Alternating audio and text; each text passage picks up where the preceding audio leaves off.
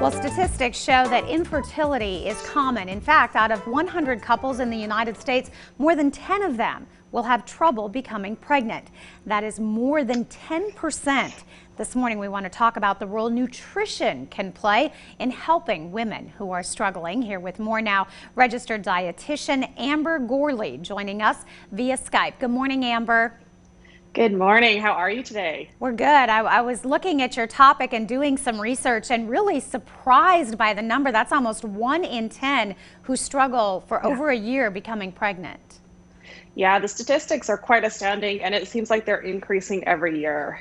And these are people, when we talk about infertility, it's trying to get pregnant for at least a year and not having luck, right?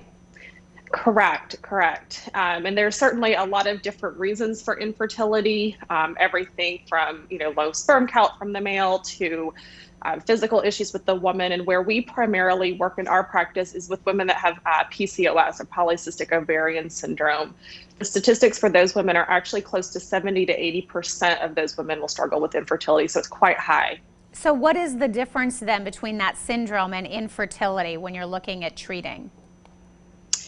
It's really, for us, it's just where the infertility is coming from. For PCOS, we know that it's often ovulation has stopped. And what we're working on from a nutrition standpoint is how do we increase our ovulation to get consistent cycles so that you can then conceive. Whereas there may be other issues such as blocked tubes or structural issues, or like I said, from the men's side, that there can be issues as well. So when we're talking about nutrition and you working on that aspect, what kinds of roles does that play in infertility?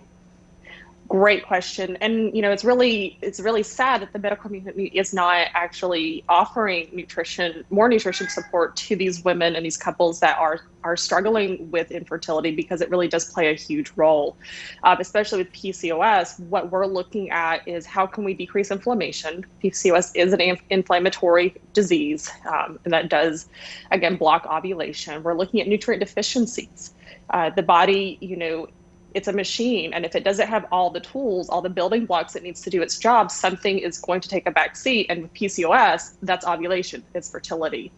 And those are just two of the areas where we hit with nutrition and PCOS. There are certainly others. So I would imagine you're doing some testing then to really get that roadmap of what a woman's body is missing, and it could really be that missing link.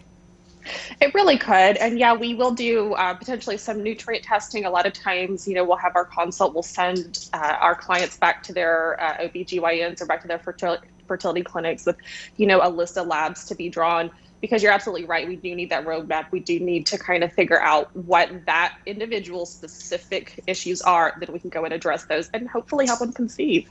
Wonderful. The goal there. And are there some nutrients that women should really be looking at if that's their ultimate goal?